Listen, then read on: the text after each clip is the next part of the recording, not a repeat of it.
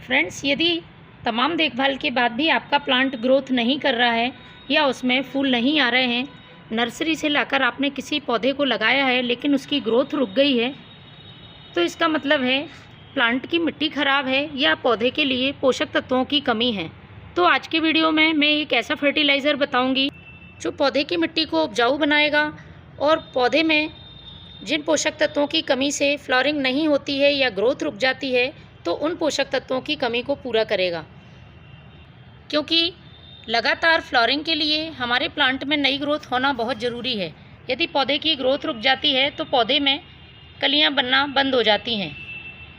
तो ढेरों कलियां बनाने के लिए और पौधे की अच्छी ग्रोथ के लिए इस फर्टिलाइज़र को महीने में एक बार आप ज़रूर डालें। इस फर्टिलाइज़र का उपयोग आप सभी प्लांट्स पर कर सकते हैं। गुलाब हो, गुड़हल हो, अपराजिता या पारिजात, सभी फूलों वाले पौधों के लिए बहुत ही फ़ायदेमंद फर्टिलाइज़र है। कभी कभी क्या होता है कि फर्टिलाइज़र तो हम देते हैं प्लांट को सभी तरह के, लेकिन इसके बाद भी प्लांट की ग्रोथ नहीं होती है या ग्रोथ होती है लेकिन उसमें फूल बहुत कम मात्रा में आते हैं। ऐसा प्लांट की सॉइल के पीएच के गड़बड़ होने से होता है। तो यदि आप फर्टिलाइज़र देने के बाद भी अपने प्लांट में फ्लावरिंग नहीं पा रहे हैं, तो इसका मतलब है कि आपके प्लांट की सॉइल के पीएच को मेंटेन करना होगा। तो उसके बैलेंस के लिए ये फर्टिलाइज़र आप डालें। प्लांट की सॉइल थोड़ा सा एसिडिक होगी और एसिडिक सॉइल में जो भी फूलों वाले पौधे हैं वो बहुत अच्छी ग्रोथ करेंगे और अच्छे फूल देंगे। सिर्फ फूल आना ही काफ़ी नहीं होता है, कभी कभी प्लांट में फ्लावरिंग होती है, बड्स बनती हैं, लेकिन फूलों का साइज़ बहुत छोटा होता है। तो पौधा अच्छे साइज़ के फूल दे, इसके लिए भी उसमें इस फर्टिलाइज़र की ज़रूरत होगी। पोषक तत्वों की बात करें तो नाइट्रोजन, पोटेशियम, फास्फोरस के साथ साथ कई माइक्रोन्यूट्रिएंट से भरपूर ये फर्टिलाइज़र है। 3 चीज़ों को मिलाकर मैंने इस फर्टिलाइज़र को बनाया है। यदि मिट्टी सही है, भरपूर मात्रा में प्लांट को पोषक तत्व मिल रहे हैं, तब भी पौधे में फ्लावरिंग नहीं हो रही है, इसका मतलब मिट्टी में किसी तरह के इंसेक्ट हैं जो कि हमें दिखाई नहीं देते हैं। फंगस होता है, अंदर ही अंदर प्लांट की जड़ों को ख़राब करता रहता है और पौधा ग्रोथ रोक देता है। तो मैंने इस फर्टिलाइज़र में ऐसी चीज़ों का इस्तेमाल किया है जो मिट्टी में यदि कीड़े, चींटियाँ या फंगस होंगे तो उनको भी ख़त्म करेगा।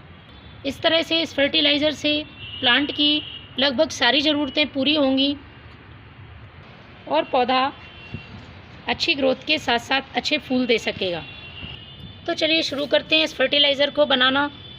तो इस फर्टिलाइज़र को बनाने के लिए सबसे पहले आपको एक खाली जार ले लेना है। पौधे की संख्या के हिसाब से आप कम ज़्यादा इस फर्टिलाइज़र को बना सकते हैं। मैंने लिए हैं सबसे पहले ये केले के छिलके, 2 केले के छिलके का इस्तेमाल किया है। इनको छोटे छोटे टुकड़ों में काट लेना है। हम सभी जानते हैं केले के छिलके में अच्छी मात्रा में पोटेशियम होता है, इसके साथ साथ इसमें कई माइक्रोन्यूट्रिएंट्स मौजूद होते हैं जो प्लांट में फूल लाने में और उसकी ग्रोथ में काफ़ी मदद करते हैं। तो ये केले का छिलका इस जार में डाल देना है। दूसरी चीज़ मैं ले रही हूँ ये यूज़ की हुई चाय पत्ती। 1 चम्मच मैंने यूज़ की हुई चाय पत्ती ली है। चाय पत्ती में नाइट्रोजन अच्छी मात्रा में होता है और इसका सबसे बड़ा फ़ायदा होता है प्लांट की सॉइल को एसिडिक करती है। तो जितने भी फूलों वाले पौधे होते हैं उनके लिए चाय पत्ती का फर्टिलाइज़र बहुत ही फ़ायदेमंद होता है। जब भी आप यूज़ की हुई चाय पत्ती का उपयोग करते हैं तो ये ध्यान रखें कि ये अच्छी तरह से धोकर सुखाई गई हो। बिना धोई हुई चाय पत्ती का इस्तेमाल आपको नहीं करना है। और यदि आपके पास ये चाय पत्ती नहीं है तो आप फ्रेश टी लीफ का भी यूज़ कर सकते हैं। आधा चम्मच फ्रेश टी लीफ ले लें आप। तो मैंने ये 1 चम्मच यूज़ की हुई चाय पत्ती ले ली है।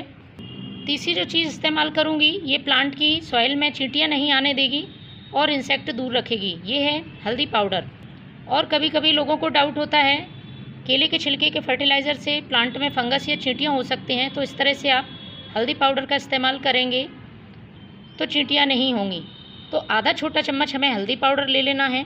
इन तीनों चीज़ों को 1 गिलास पानी में 1 दिन के लिए भिगा कर रखना है।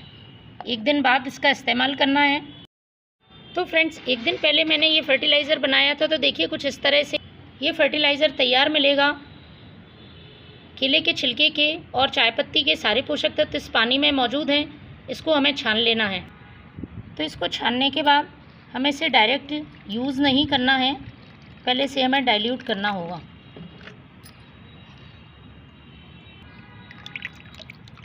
इस तरह से जितना भाग आप फर्टिलाइज़र का ले रहे हैं उसका 3 भाग आप सादा पानी मिला लें, तभी अपने प्लांट पर इसका यूज़ करें। तो ये फर्टिलाइज़र प्लांट में डालने के लिए तैयार है। इसको आपको अपने प्लांट की सॉइल में पॉट की साइज़ के हिसाब से डालना है। तो फ्रेंड्स, आप भी इस फर्टिलाइज़र का यूज़ करें।